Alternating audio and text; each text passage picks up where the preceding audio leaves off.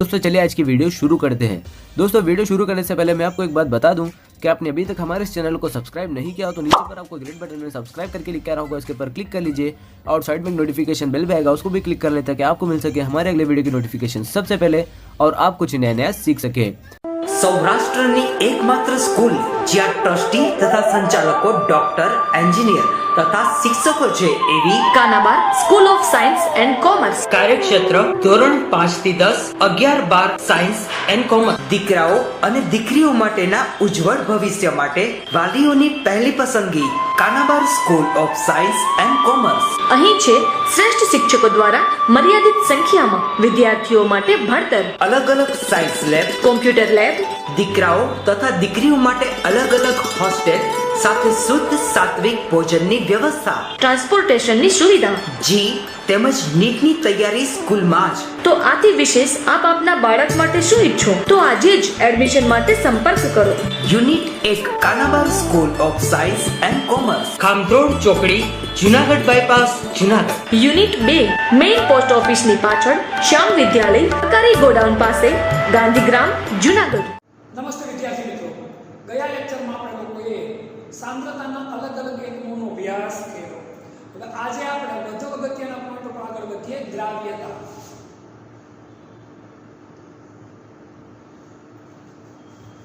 દ્રાવ્યતા આપણાના વિશે અગાઉ પણ માહિતી મેળવેલી છે કે કોઈ પ્રવાહીની અંદર બીજો કોઈ પદાર્થ નાખીએ અને ઓગાળીએ, જેટલા પ્રમાણમાં એ ઓગળે એને શું કહેવાય તો કે દ્રાવ્યતા। શું કહેવાય? દ્રાવ્યતા। વ્યાખ્યા સ્વરૂપે આપણે જોઈએ, આપેલા તાપમાને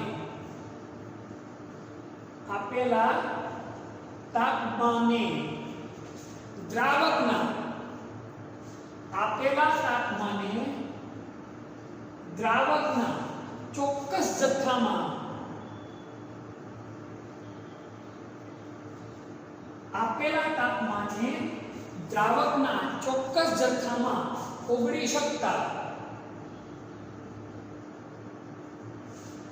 આ એક બીકર છે, આ દ્રાવકનો ચોક્કસ જથ્થો છે, અંદર આ દ્રવ્ય ઓગળી શકતા દ્રાવ્યના પદાર્થ અથવા હું લખીએ તો કે આપણે દ્રાવ્યના મહત્તમ એટલે વધુમાં વધુ મહત્તમ જથ્થાને તે પદાર્થની શું કહેવાય તો કે ભાઈ દ્રાવ્યતા કહે। સમજો, ચોક્કસ તાપમાન આપેલું તાપમાન 25 ડિગ્રી હોય, 30 હોય કે જે કાંઈ કોઈ તાપમાને દ્રાવક, આ દ્રાવક છે,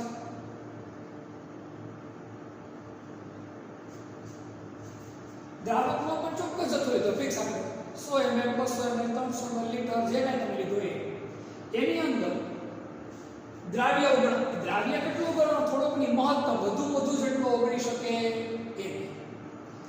એને એ પદાર્થની શું કહેવાય તો કે દ્રાવ્યતા કહે છે। શું કહેવાય? દ્રાવ્યતા કહે છે। હવે આગળ વાત કરીએ આપણે દ્રાવ્યતાના આધારની। કોની? દ્રાવ્યતાના આધારની। દ્રાવ્યતાનો આધાર, દ્રાવ્યતા મુખ્યત્વે 3 બાબતો ઉપર આધાર રાખે। કેટલી બાબતો ઉપર આધાર રાખે તો કે ભાઈ 3 બાબતો ઉપર આધાર રાખે। 3 બાબતો ઉપર આધાર રાખે। દ્રાવ્યતા મુખ્યત્વે કેટલી બાબત ઉપર આધાર રાખે તો કે 3 બાબત ઉપર આધાર રાખે। એક, દ્રાવક અને દ્રાવ્યનો સ્વભાવ। દ્રાવક અને દ્રાવ્યનો સ્વભાવ આગળ ભણાવીશ ત્યારે સમજાવીશ, છતાંય કહી દઉં, બંનેના સ્વભાવ સરખા તો જ દ્રાવ્ય દ્રાવકમાં ઓગળે, બાકી ઓગળે નહીં। એટલે કે ધ્રુવીય પદાર્થો એ ધ્રુવીય દ્રાવકમાં ઓગળે અને અધ્રુવીય પદાર્થો હોય એ અધ્રુવીય દ્રાવકમાં ઓગળે છે। ટૂંકમાં બંનેનો જો સ્વભાવ સરખો હોય તો જ એકબીજામાં ઓગળે, બાકી ઓગળે નહીં. 2 તાપમાન.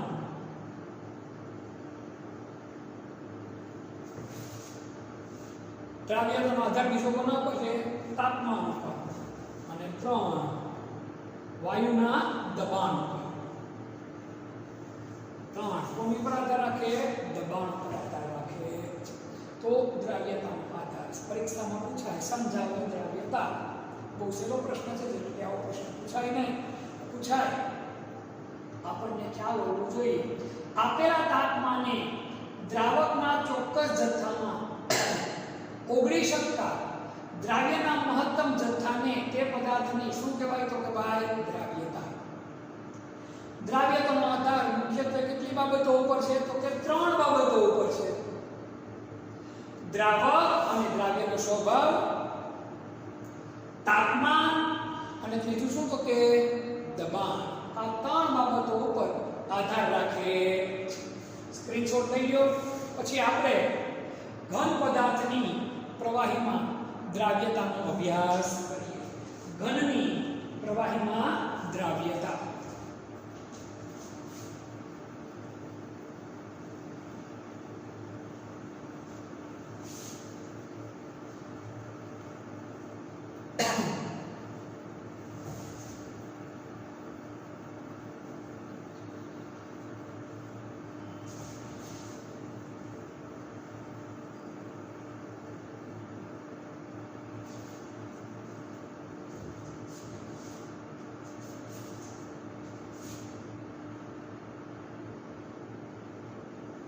ઘનની પ્રવાહીમાં દ્રાવ્યતા. ઘન પદાર્થની પ્રવાહી પદાર્થની અંદર દ્રાવ્યતા. એટલે ઘન પદાર્થ પ્રવાહી પદાર્થમાં કઈ રીતે ઓગળે અથવા ઓગળવા માટેની ખાસિયતો અને એની ઉપર કયા કયા પરિબળો અસર કરે આપણે જોવાનું છે. તો દરેક ઘન પદાર્થ છે પ્રવાહીમાં ઓગળતા નથી. ખાસ યાદ રાખજો, દરેક પદાર્થ આપેલા પ્રવાહીમાં ઓગળતા નથી. મેં તમને આની થોડી વાર પહેલા કીધું કે દ્રાવ્યતાનો આધાર, એમાં આપણે કીધું સ્વભાવ, દ્રાવક અને દ્રાવ્યનો સ્વભાવ ત્યારે બોલ્યો. જો ધ્રુવીય પદાર્થ હોય એ ધ્રુવીય દ્રાવકમાં જ ઓગળે.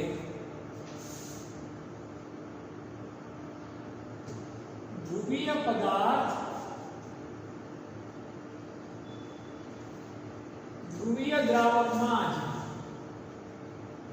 ઓગળે છે. ધ્રુવીય પદાર્થ કેમાં ઓગળે? ધ્રુવીય દ્રાવકમાં જ ઓગળે છે. દાખલા તરીકે પાણી ધ્રુવીય દ્રાવક છે.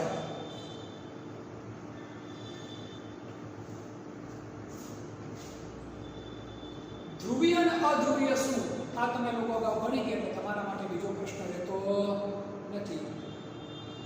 દ્વિધ્રુવીય ચાક માત્રામાં ફેરફાર થાય એટલે ધ્રુવીયતા ઊભી થાય. હવે પાણી ધ્રુવીય દ્રાવક છે, માટે તેમાં NaCl એટલે કે નિમક, મીઠું, ખાંડ વગેરે ઓગળશે. જ્યારે અધ્રુવીય પદાર્થ કેમાં ઓગળે? અધ્રુવીય દ્રાવકમાં જ ઓગળે. ધ્રુવીય દ્રાવકમાં ઓગળે નહીં. અધ્રુવીય પદાર્થ અધ્રુવીય દ્રાવકમાં જ ઓગળે છે. અધ્રુવીય પદાર્થ અધ્રુવીય દ્રાવકમાં જ ઓગળે છે. અધ્રુવીય પદાર્થ અધ્રુવીય દ્રાવકમાં જ ઓગળે છે. દાખલા તરીકે નેપ્થેલિન, એન્થ્રેસિન એ કેમાં ઓગળે? બેન્ઝીનમાં ઓગળે છે. કેમાં? બેન્ઝીનમાં. બેન્ઝીન છે એ અધ્રુવીય દ્રાવક છે. કેવો છે? અધ્રુવીય દ્રાવક છે. ફરીવાર ધ્રુવીય પદાર્થ હંમેશા કેમાં ઓગળે? તો કે ભાઈ ધ્રુવીય દ્રાવકમાં ઓગળે. જ્યારે અધ્રુવીય પદાર્થ છે એ કેમાં ઓગળે? તો કે ભાઈ અધ્રુવીય દ્રાવકમાં ઓગળે છે. કેવા એમ આવું જો બંને એટલે કોણ? દ્રાવક. જો દ્રાવક અને દ્રાવ્યના સ્વભાવ સરખા તો ઓગળે, તો દ્રાવ્ય ઓગળે.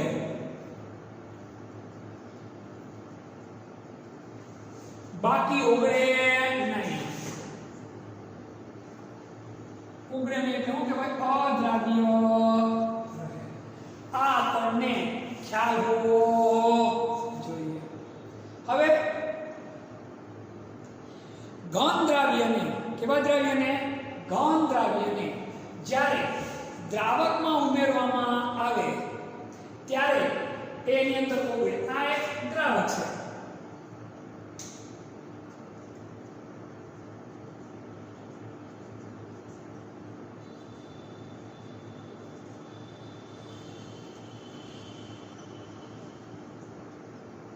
આમાં આપણે ઘન દ્રાવ્ય શું કર્યું? ઓગાળ્યું.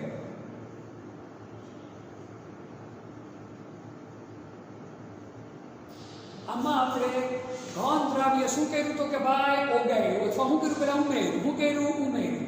ઉમેરો એટલે શું થાય? જો બેનો સ્વભાવ સરખો હોય તો શું કરવાનું છે? દ્રાવ્ય શું થાય દ્રાવકમાં? તો કે ઓગળે. દ્રાવ્ય દ્રાવકમાં ઓગળે એટલે દ્રાવણની સાંદ્રતામાં શું થાય? તો કે વધે. કારણ કે દ્રાવ્ય દ્રાવણની અંદર ઓગળે એટલે દ્રાવણની સાંદ્રતામાં શું થાય? તો કે ભાઈ વધારો થાય. આ ઘટનાને કઈ ઘટના કહેવાય? દ્રવીકરણની ઘટના. સમજો ખાસ. પહેલા આટલો સ્ક્રીનશોટ લઈ લો, પછી નવી વ્યાખ્યા લખાવું. દ્રવીકરણ. આટલો સ્ક્રીનશોટ લઈ લો. ઘનની પ્રવાહીમાં દ્રાવ્યતા. આટલો સ્ક્રીનશોટ એમાં લઈ લો. આમાં જ હજી પોઈન્ટ ઉમેરીએ, પરંતુ આટલું લખો તો પણ ઘણું બધું થાય. 2 માર્ક્સ માટે હોવાનું ત્યાં સુધી. બરાબર? 3 માં પૂછાય તો એ થોડું ઉમેરવું પડે. એ આપણે જરાક જોઈ લઈએ. હજી 2 અગત્યની વ્યાખ્યા છે. દ્રવીકરણ અને સ્ફટિકરણ એ જરાક જોઈ લઈએ એટલે ખ્યાલ પડે. ફરીવાર દરેક પદાર્થ આપેલા પ્રવાહીમાં ઓગળતા નથી. ધ્રુવીય પદાર્થ કેમાં ઓગળે? ધ્રુવીય દ્રાવકમાં. અધ્રુવીય પદાર્થ કેમાં ઓગળે? અધ્રુવીય દ્રાવકમાં. આનું ઉદાહરણ ધ્રુવીય પદાર્થ તો પાણી ધ્રુવીય પદાર્થ છે, ધ્રુવીય દ્રાવક છે. તો કોને ઓગળે? ઓગાળે. પોતાની અંદર તો કે નિમક અને ખાંડને. બેન્ઝીન છે એ અધ્રુવીય દ્રાવક છે. તો કોને ઓગાળશે? નેપ્થેલિન અને એન્થ્રેસીનને. ટૂંકમાં દ્રાવક અને દ્રાવ્યના સ્વભાવ સરખા તો દ્રાવ્ય ઓગળે, બાકી ઓગળે નહીં.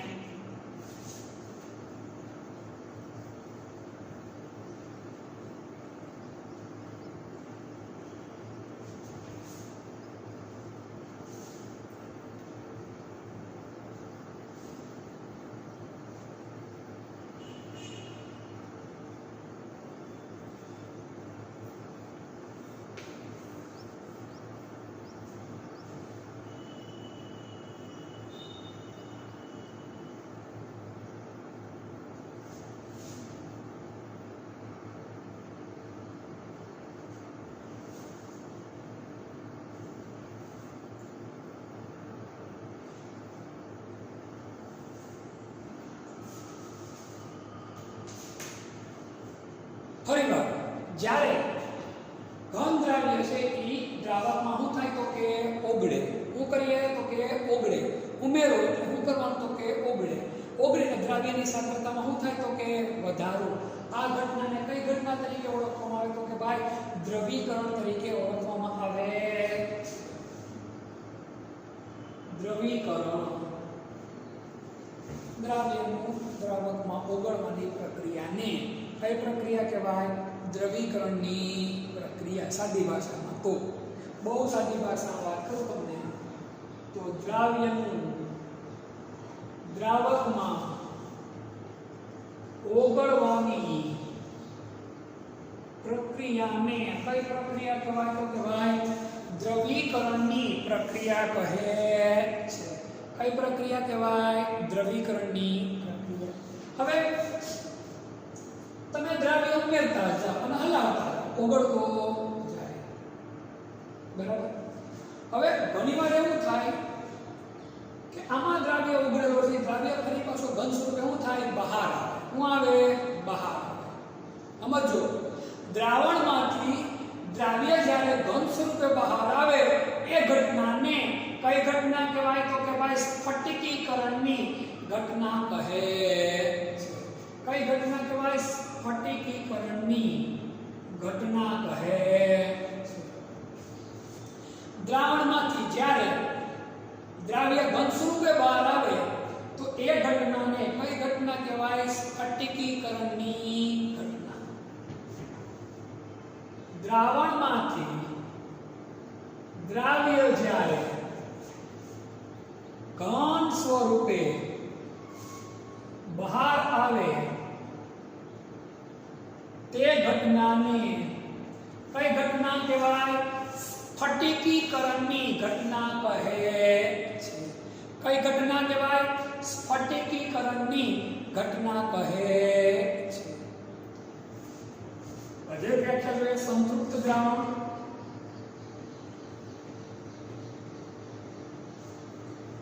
દ્રાવકની અંદર દ્રાવ્ય જથ્થો તમે ઉમેરો, હલાવો, ઓગળી જાય. પાછો ઉમેરો, પાછું હલાવો, ઓગળી જાય. પાછું ઉમેરો, પાછું હલાવો, ઓગળી જાય. પાછું તમે દ્રાવ્ય ઉમેરો અને ખૂબ જ હલાવો છતાંય ઓગળે નહીં. એની ઓગળવાની ક્ષમતા શું થઈ જાય? પૂરી. તો એવા દ્રાવણને કયું દ્રાવણ કહેવાય? સંતૃપ્ત દ્રાવણ. કયું દ્રાવણ કહેવાય? સંતૃપ્ત દ્રાવણ.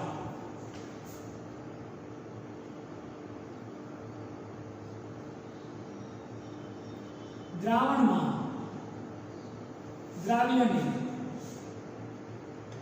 ઓગળવાની,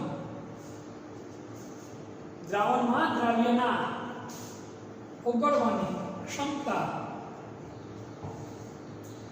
પૂર્ણ થાય ત્યારે મળતા દ્રાવણને કયું દ્રાવણ કહેવાય? સંતૃપ્ત દ્રાવણ. દ્રાવણની અંદર દ્રાવ્ય પછી વધુ ઓગળી શકે નહીં. ગમે તો દ્રાવ્ય નાખો ઘન સ્વરૂપે રહે ઓગાળી શકે નહીં. તો જે દ્રાવણ મળે દ્રાવણને કયું દ્રાવણ કહેવાય? સંતૃપ્ત દ્રાવણ. અને જો દ્રાવણમાં દ્રાવ્ય ઓગળી શકે તેવા દ્રાવણને કયું દ્રાવણ કહેવાય? અસંતૃપ્ત દ્રાવણ. જો દ્રાવણમાં વધુ દ્રાવ્ય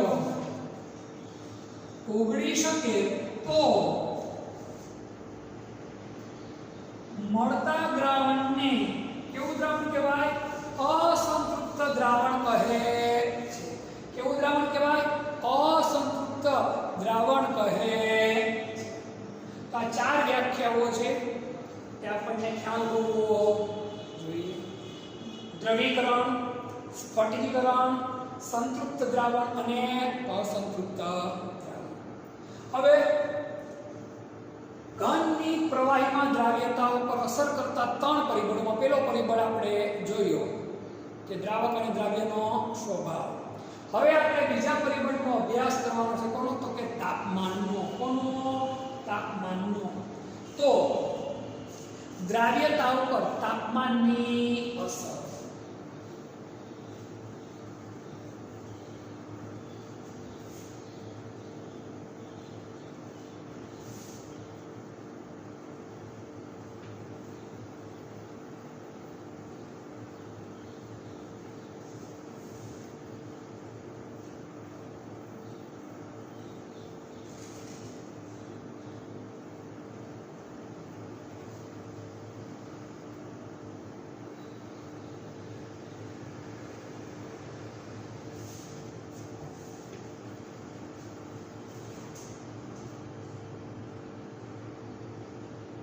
દ્રાવ્યતા પર તાપમાનની અસર. દ્રાવ્યતા ઉપર કોની અસર? તાપમાનની અસર. દ્રાવ્યતા ઉપર તાપમાનની અસર છે લસેટલિયરના સિદ્ધાંતને અનુસરે. કોના? તો કે ભાઈ લસેટલિયરના સિદ્ધાંતને અનુસરે છે. આ ઘટના લસેટલિયરના સિદ્ધાંતને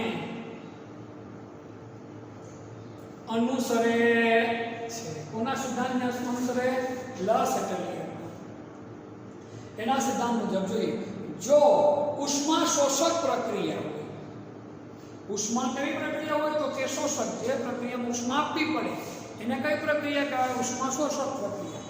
જો ઉષ્મા શોષક પ્રક્રિયા હોય તો તાપમાનના વધારા સાથે દ્રાવ્યતા શું થાય? વધે. ખાસ યાદ રાખજો, જો ઉષ્મા શોષક પ્રક્રિયા હોય તો તાપમાનના વધારા સાથે દ્રાવ્યતા વધે છે. આથી ઉલટું, જો ઉષ્માક્ષેપક પ્રક્રિયા હોય, કેવી પ્રક્રિયા હોય? ઉષ્માક્ષેપક પ્રક્રિયા હોય તો તાપમાનના વધારા સાથે દ્રાવ્યતા શું થાય? ઘટે છે. જો ઉષ્માક્ષેપક પ્રક્રિયા હોય તો તાપમાનના વધારા સાથે દ્રાવ્યતા ઘટે. પ્રક્રિયા કેવી હોય? ઉષ્માક્ષેપક. તો તાપમાનના વધારા સાથે દ્રાવ્યતા શું થાય? ઘટે. ઉષ્મા શોષક પ્રક્રિયા એટલે શું થાય? તો કે ઉષ્માનું શું થાય? શોષણ થાય. ઉષ્માક્ષેપક એટલે ઉષ્મા શું થાય? મુક્ત થાય. દાખલા તરીકે આપણે ઉદાહરણ લઈએ તો પાણીમાં NH4Cl નાખો તમે, કસ્ટડી અંદર પાણી લઈને NH4Cl નાખો તો કસ્ટડી ઠંડી થઈ જાય. આથી ઉલટું, પાણીમાં જો તમે કેલ્શિયમ ઓક્સાઇડ કડી ચૂનો નાખો તમે તો કસ્ટડી એવું થાય તો ગરમ થાય, ઉષ્મા છૂટી પડે.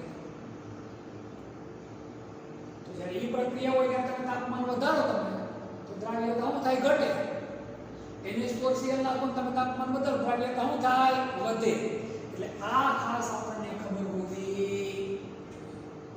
હવે પછી દ્રાવ્યતા ઉપર તાપમાનની અસર આ હોય. હવે પછી આપણે દ્રાવ્યતા ઉપર કોની અસર? તો કે ભાઈ દબાણની અસર. કોની અસર જોઈએ? તો કે દબાણની અસર. ઘનની પ્રવાહીમાં દ્રાવ્યતા ઉપર દબાણની અસર.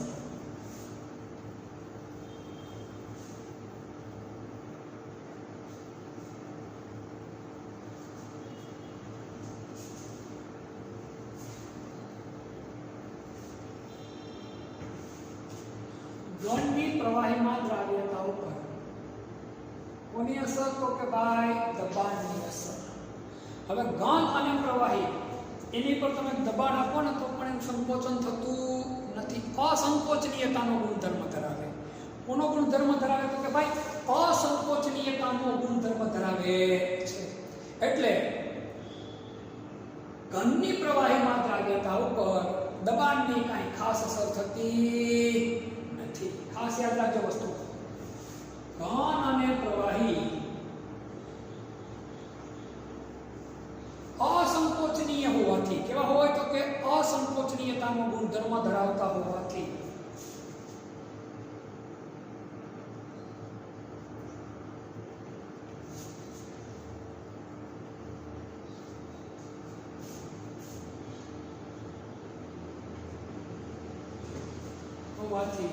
તેના ઉપર દબાણની ખાસ અસર થતી નથી.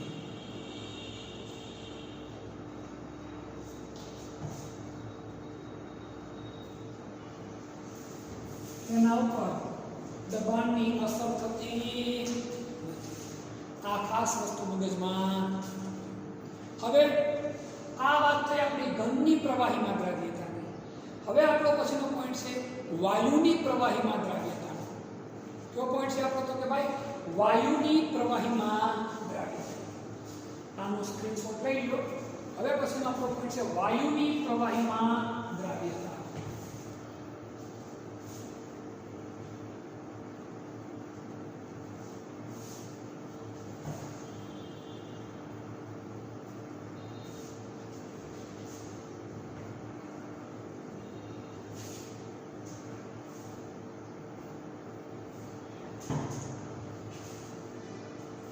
વાયુની પ્રવાહીમાં દ્રાવ્યતા.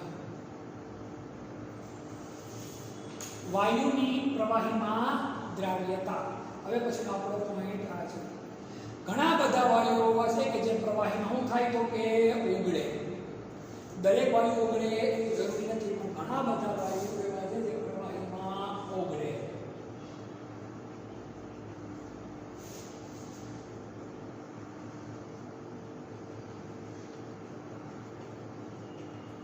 ઘણા બધા વાયુઓ પ્રવાહીમાં ઓગળે છે. હવે પાણી છે એની અંદર ઓક્સિજન છે એ ઘણી બધી ઓછી માત્રામાં ઓગળે, આશરે 4% જેટલો ઓગળે. પાણીમાં ઓક્સિજન ઘણી બધી ઓછી માત્રામાં ઓગળે, છતાં પણ એ ઓક્સિજન છે જળચર જીવો. જળચર જીવો એટલે ક્યાં જીવો? કે જે પાણીની અંદર રહેતા જીવો. એના માટે એ ઓક્સિજન ખૂબ જ ઉપયોગી છે. પાણીમાં ઓક્સિજન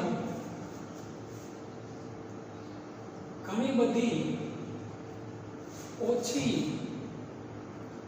માત્રામાં ઓગળે.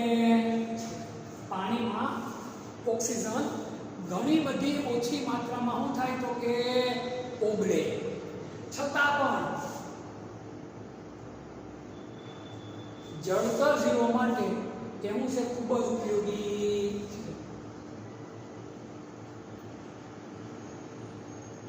તે ખૂબ જ ઉપયોગી છે, કારણ કે તો તેનું જીવન ટકે, વસ્તી ટકે. પાણીમાં રહેતા સજીવો પાણીમાં રહેલા ઓક્સિજનમાંથી શું કરે તો કે એનો ઉપયોગ કરીને શોષણ કરે છે, શોષણની પ્રક્રિયા કરે છે. હવે ઓક્સિજન પાણીમાં બહુ ઓછી માત્રામાં ઓગળે, પણ હાઇડ્રોક્લોરિક એસિડ છે પાણીમાં કેવો છે તો કે વધુ પ્રમાણમાં દ્રાવ્ય છે. કોની પર દ્રાવ્ય છે તો કે વધુ પ્રમાણમાં દ્રાવ્ય છે. HCl વાયુ છે એ પાણીમાં વધુ પ્રમાણમાં દ્રાવ્ય છે. હવે વાયુની પ્રવાહીમાં દ્રાવ્યતા મુખ્યત્વે બે બાબતો ઉપર આધાર રાખે છે.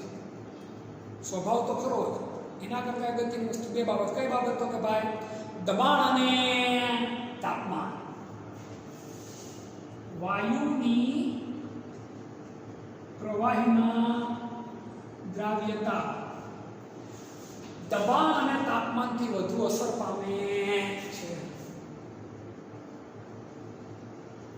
દબાણ અને તાપમાનથી વધુ અસર પામે છે. પાછી એક ખાસિયત કહું તમને, બંનેથી એકબીજાની વિરુદ્ધ અસર પામે. જો દબાણ વધે તો દ્રાવ્યતા વધે. સમજો ખાસ, બંનેની અસર કરી પણ એકબીજાની કેવી વિરુદ્ધ. દબાણ વધે તો દ્રાવ્યતા વધે, અને તાપમાન વધે એટલે દ્રાવ્યતા શું થાય? ઘટે. ખાસ યાદ રાખજો, જો દબાણ વધે તો દ્રાવ્યતા વધે, અને તાપમાન વધે એટલે દ્રાવ્યતા ઘટે છે. અને તાપમાન વધે એટલે દ્રાવ્યતા ઘટે છે. સિમ્પલ રીઝન છે. તાપમાન વધે એટલે વાયુના કણો ઝડપી ગતિ કરે શું થઈ જાય? બહાર નીકળી જાય.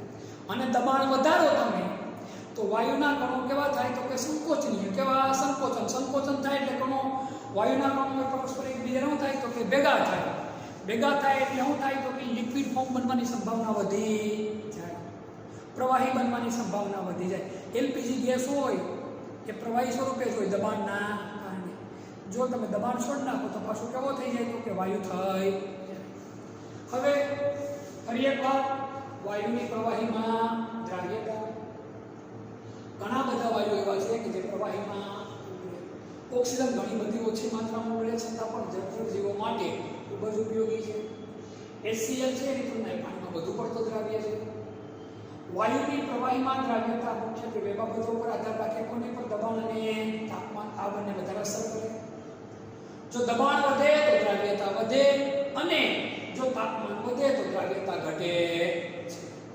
હવે વધુ અગત્યનો એક નિયમ આપણે ભણવાનું છે. જેનું નામ છે તો કે ભાઈ હેનરીનો નિયમ.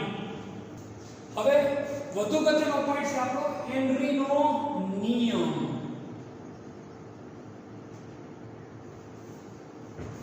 વાયુની પ્રવાહીમાં દ્રાવ્યતા માટે ખૂબ જ અગત્યનો અને ઉપયોગી નિયમ કોનો? તો કે હેનરીનો, જે વ્યવહારમાં પણ આપણને ઘણી બધી જગ્યા પર સાબિત થયેલો છે, તો કે ઉપયોગી સાબિત થયેલો છે.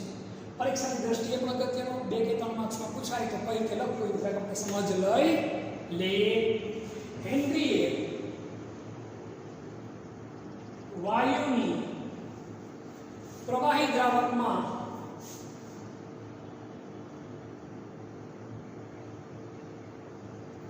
દ્રાવ્યતા અને દબાણ વચ્ચેનો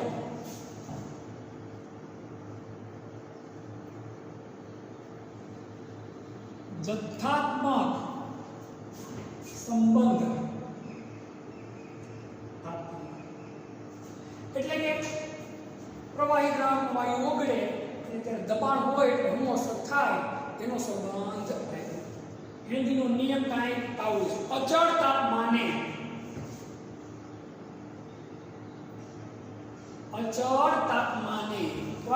તો કે અચળ તાપમાન કેવું રાખવાનું છે? ફિક્સ.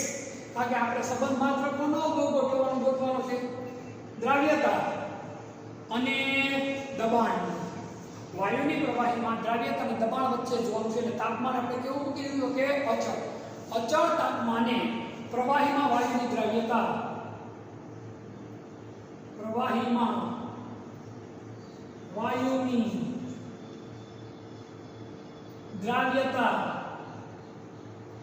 અચળ તાપમાને પ્રવાહીમાં વાયુની દ્રાવ્યતા દ્રાવણની સપાટી ઉપર રહેલા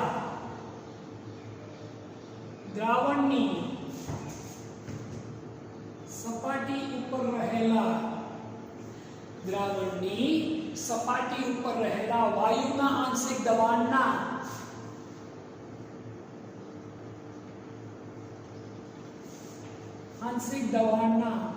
સમપ્રમાણમાં હોય છે. સમજો, અચળ તાપમાને પ્રવાહીમાં, એમાં તો કે ભાઈ અચળ તાપમાને પ્રવાહીમાં વાયુની દ્રાવ્યતા દ્રાવણની સપાટી ઉપર રહેલા વાયુના આંશિક દબાણના કયા પ્રમાણમાં હોય? સમપ્રમાણમાં હોય છે. આવી માહિતી કોણે આપી? તો કે હેનરી આપી. કોણે આપી? હેનરી. હવે હેનરીની હારોહારનો જ વૈજ્ઞાનિક હતો કોણ? તો કે ડાલ્ટન. કોણ? ડાલ્ટન. ડાલ્ટને પણ પોતાની રીતે સ્વતંત્ર રીતે કર્યું, હેનરી ભેગું નહીં. પોતાની રીતે સ્વતંત્ર રીતે એવી વાત કરી કે ભાઈ પ્રવાહી દ્રાવણમાં, કેમાં તો કે ભાઈ પ્રવાહી દ્રાવણમાં વાયુની દ્રાવ્યતા, સમજો, પ્રવાહી દ્રાવણની અંદર વાયુની દ્રાવ્યતા વાયુના આંશિક દબાણ ઉપર આધાર રાખે છે. આવું કોણે કીધું? ડાલ્ટને. પણ એ માહિતીમાં એવું લખતું એટલા માટે નથી કે આપણે માત્ર શું સમજવાનું છે? તો કે હેનરી વિશે. એટલે આ લખવું આપણા માટે જરૂરી નથી. ફરીવાર, હેનરીની હારોહારનો જ વૈજ્ઞાનિક હતો ડાલ્ટન. ડાલ્ટને પોતાની રીતે સ્વતંત્ર રીતે એવી વસ્તુ તારવી કે ભાઈ પ્રવાહી દ્રાવણમાં વાયુની દ્રાવ્યતા વાયુના આંશિક દબાણ ઉપર આધાર રાખે. આ જ વસ્તુને આપણે મોલ અંશમાં દર્શાવીએ. ક્યાં અંશમાં દર્શાવવાનું છે આપણે? તો કે મોલ અંશમાં. મોલ અંશમાં દર્શાવી અને હેનરીના નિયમનું સામાન્ય સ્વરૂપ જોઈએ આપણે. મોલ અંશમાં હેનરીના નિયમનું સામાન્ય સ્વરૂપ. કેમાં તો કે ભાઈ મોલ અંશમાં હેનરીના નિયમનું સામાન્ય સ્વરૂપ. બાષ્પ કલા એટલે બાષ્પ અવસ્થામાં, ખાસ बाष्प कलामा कला बोलो के अवस्था बोलो तो स्थिति बोलो में कई फेर पड़े नहीं। वायुનું आंशिक दबाण P, वायुનું आंशिक दबाण P,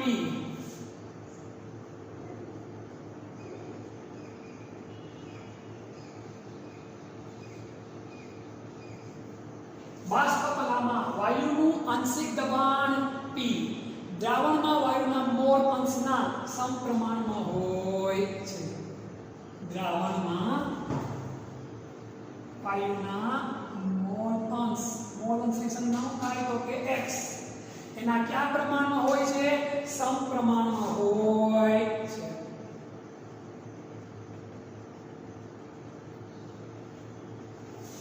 P ચલે છે x,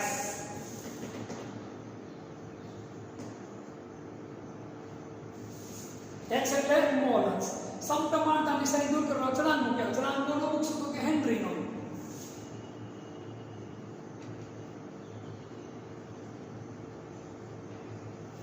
જ્યાં કે એટલે હું તો કે હેનરીનો અચળાંક।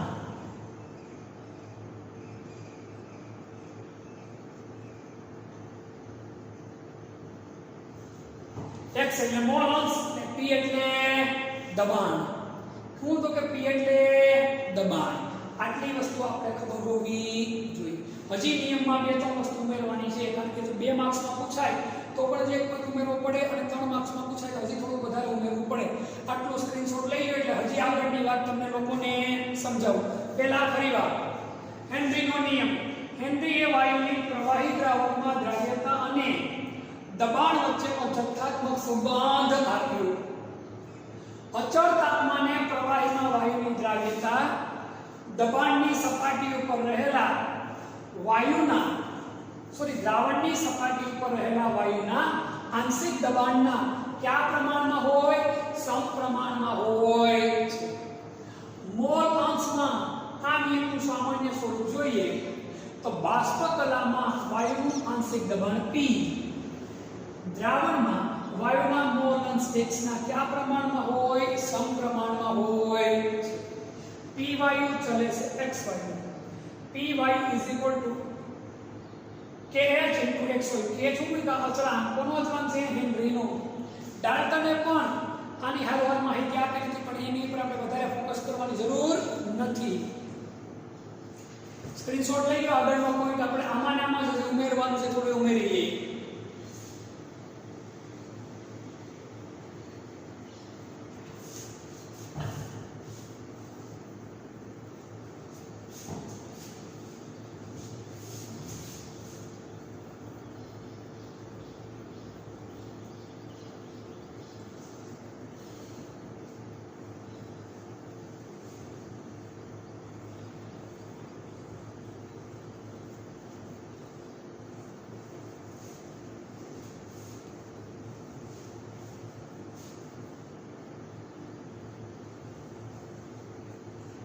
હવે આમાં ને આમાં જ આપણે આગળ વધીએ તો વાયુના આંશિક દબાણ P,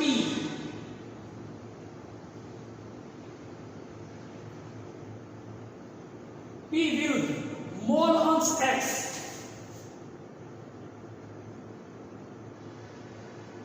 x નો આલેખ સીધી રેખા મળે છે, એટલે કે સુરેખા મળે। કેવો મળે? સુરેખ મળે છે।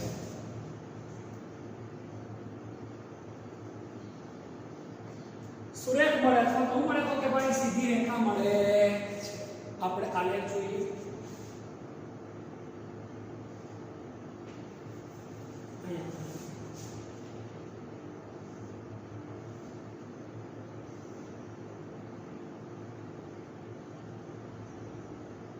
આલેખ કેવો મળે તો કે સુરેખ મળે છે। કઈ રીતનું હોય જરા જોઈ લઈએ।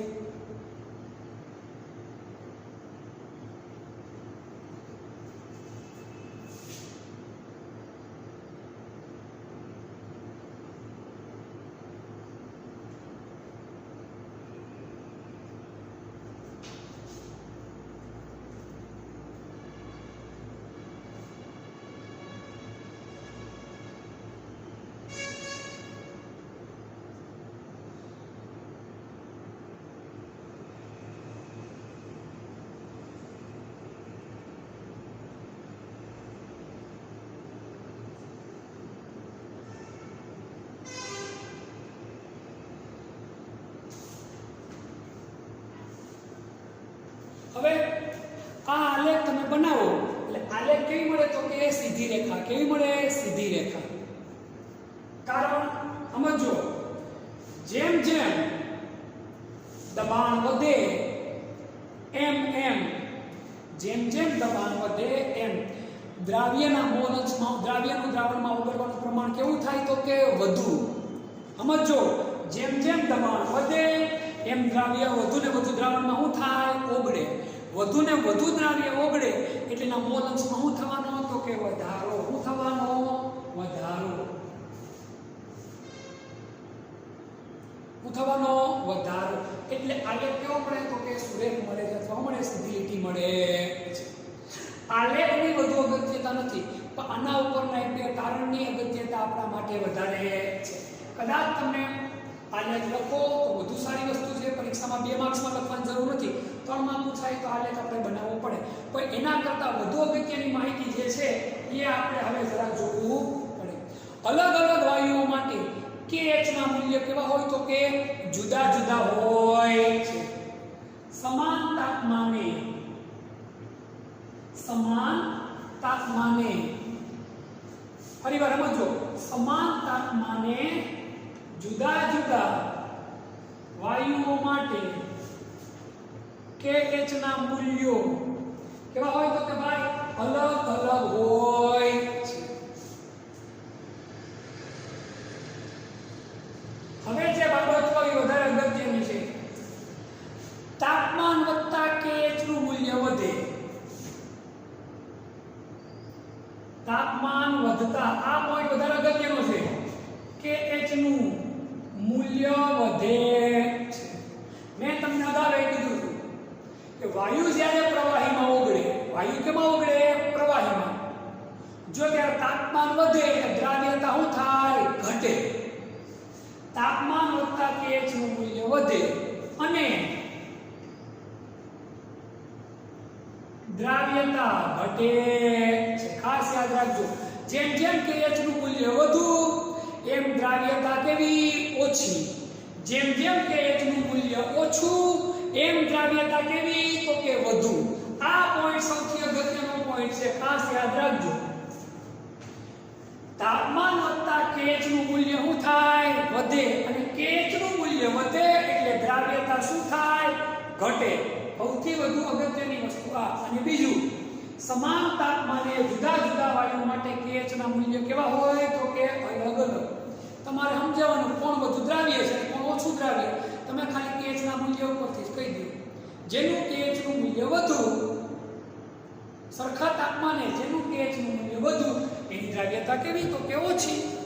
જેનું KH નું મૂલ્ય ઓછું એની દ્રાવ્યતા કેવી? તો કે વધુ. તરત જ આપણે ખબર પડી જાય. નીટમાં કે ZEE માં પૂછાય તો આપણે બહુ સહેલું રહે કે ભાઈ તમને 4 વાયુઓ આપી દે. નીચેના વાયુઓ માટે KH ના મૂલ્ય આપેલા છે, તો કોની દ્રાવ્યતા વધુ ને કોની ઓછી ચડતા કે ઉતરતા ક્રમમાં ગોઠવો. એટલે તમને તરત જ KH ના મૂલ્યના આધારે તમે નક્કી કરી શકો કે ભાઈ કોની દ્રાવ્યતા વધારે છે અને કોની દ્રાવ્યતા ઓછી છે. હવે આ હેનરીના નિયમની આપણે શું જોઈએ? તો કે ઉપયોગિતા. સ્ક્રીનશોટ તમે લોકો જરા લઈ લો. HCl નું આંશિક દબાણ સાયક્લોહેક્સેનમાં દ્રાવણના મોલ અંશમાં શું છે? તો કે આલેખ.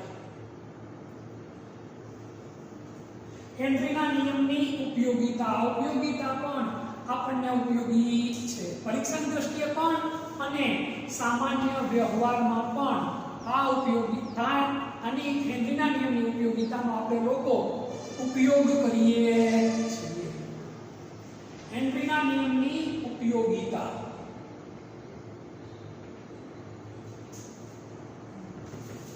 ઠંડા પીણા, સાદી સોડા હોય, પેપ્સી હોય, થમ્સ અપ હોય, કોઈ પણ પ્રકારના ઠંડા પીણા હોય, તો ઠંડા પીણાની બોટલની અંદર વાયુને ઊંચા દબાણે પ્રવાહીને પ્રેસ કરીને ભરવામાં આવે. તમે જ્યારે બિલ્લું ખોલો ત્યારે જો વધારાનો ગેસ હોય, ઓગળા વગરનો ગેસ શું થાય? બહાર નીકળે. અને મેક્સિમમ ગેસ અંદર દબાણના કારણે ઓગળો હોય, જેના કારણે પીણું કેવું બને? તો કે સ્ટ્રોંગ. કેવું બને? સ્ટ્રોંગ બને. હળવા પીણા, હળવા પીણા અને સોડા વોટર. અને સોડા વોટરમાં CO2 ની સાંદ્રતા વધારે. એમાં કયો ગેસ વપરાય તો કે કાર્બન ડાયોક્સાઇડ. CO2 ની સાંદ્રતા વધારવા બોટલને કોને તો કે બોટલને ઊંચા દબાણે શું કરવામાં આવે તો કે બંધ કરવામાં આવે છે. CO2 ની સાંદ્રતા વધારવા માટે બોટલમાં ઊંચા દબાણ હેઠળ દ્રાવણ ભરી બંધ કરવામાં આવે. પણ આપણે આટલું લાંબુ ન લખો તો યાદ રખાય. હળવા પીણા અને સોડા વોટર ની અંદર વાયુ ભરવા માટે આ નિયમનો ઉપયોગ. પછી બીજી વાત આવે મરજીવાની. કોની તો કે મરજીવા અથવા તો સ્કુબા ડાઈવર. મરજીવા કોને કહેવાય તો કે સમુદ્રની અંદર હીરા મોતી ગોતવાનો છે, દરિયામાં જે ડૂબકી લગાડે એ પ્રકારના કપડાં પહેરીને શું કહેવાય તો કે મરજીવા. હવે એ સમુદ્રમાં જાય ત્યાં ઓક્સિજન લેવાનું પડે તો કે થોડી તકલીફ પડે એટલે ઓક્સિજનનો બાટલો લેતા જાય. હવે એની અંદર માત્ર ઓક્સિજનનો બાટલો હોય નહીં, કારણ કે સમુદ્રની અંદર જેવા એ લોકો દાખલ થાય એટલે એના શરીર પર દબાણ વધી જાય. કોનું દબાણ આવી જાય તો કે પાણીનું દબાણ આવી જાય. દબાણ વધે એટલે એના શરીરની અંદર વાયુઓ છે એનું ઓગળવાનું પ્રમાણ શું થાય વધે. સમજો મારી વાત. અત્યારે આપણી ઉપર જેટલું દબાણ છે એના કરતાં પાણીની અંદર ડૂબકી મારીએ તો દબાણ આપણે શું થાય વધી જાય. હવે તમે કહો હું એ ડૂબકી મારું મને કાંઈ નથી થતું, પણ આપણે ડૂબકી 2-5 મિનિટ માટે 1-2 મિનિટ માટે મારતા હતા. એ લોકો તો ઘણી બધી મિનિટ અંદર લેતા હોય અને ઓક્સિજન શ્વાસમાં લેતા હોય. હવે ઓક્સિજન એ લોકો શ્વાસમાં લે, ઉપરથી દબાણ વધે એટલે એના શરીરની અંદર રહેલા વાયુ ઓક્સિજન સિલિન્ડરમાં રહેલો નાઇટ્રોજન વાયુ એ ઓગળીને એના શરીરમાં જાય. જેવા એ લોકો મરજીવા બહાર નીકળે એટલે દબાણ શું થઈ જાય ઘટી જાય. વાયુનું જે પ્રવાહીનું દબાણ હતું છે સમુદ્રની અંદર હતું એ દબાણ શું થઈ જાય ઘટી. દબાણ ઘટે એટલે વાયુ જે ઓગળાય વાયુ ઝડપથી શું થાય બહાર નીકળે. જો વાયુ ઝડપથી બહાર નીકળે તો એ વાયુ આપણી રક્તવાહિનીને બ્લોક કરી દે, જબરદસ્ત પીડા થાય, હૃદયરોગ આવવાની સંભાવના રહે, ઘણી વારમાં મૃત્યુ પણ થઈ જાય. આવું ન થાય એટલા માટે ઓક્સિજન સિલિન્ડરની અંદર સ્કુબા ડાઈવરના ઓક્સિજન સિલિન્ડરમાં કોના તો કે મરજીવા અથવા સ્કુબા ડાઈવરના ઓક્સિજન સિલિન્ડરની અંદર હિલિયમ વાયુ, કયો વાયુ તો કે હિલિયમ વાયુ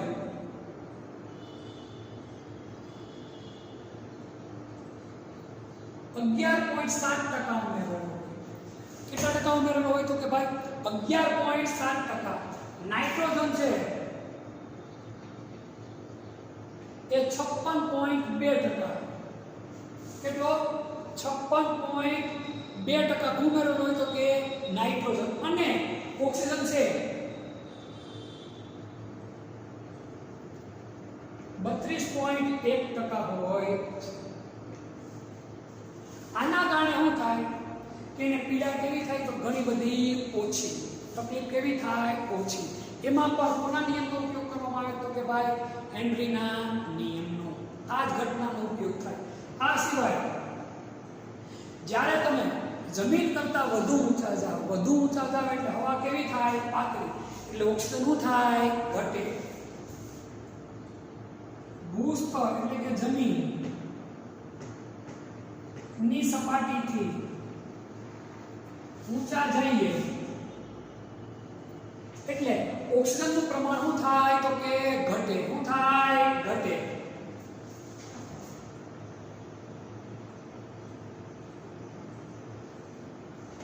કોનું પ્રમાણ ઘટે તો કે ઓક્સિજનનું પ્રમાણ શું થાય ઘટે.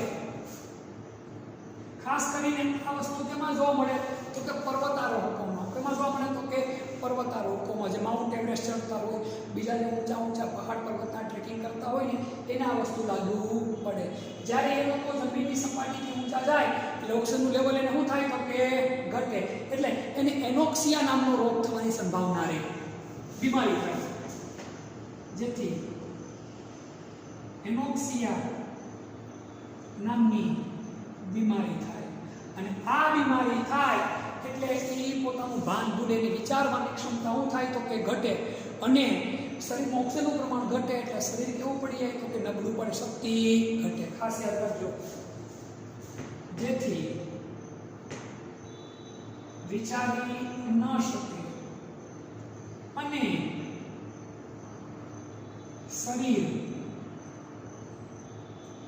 નબળું પડે, આ તકલીફ થાય. તો એના નિવારણ માટે કોને એના નિયમનો ઉપયોગ કરી એને આધારિત ગેસ સિલિન્ડર બનાવવામાં આવે. તો આમ હેનરીનો નિયમ ઘણી બધી જગ્યાઓ પર આપણને ઉપયોગી સાબિત થાય. આપણે બહુ શોર્ટકટમાં જ લખવાની વાત આવે આ નિયમની ઉપયોગિતા. આના આધારિત દાખલાઓ છે તે આપણે નેક્સ્ટ લેક્ચરની અંદર અભ્યાસ કરશું.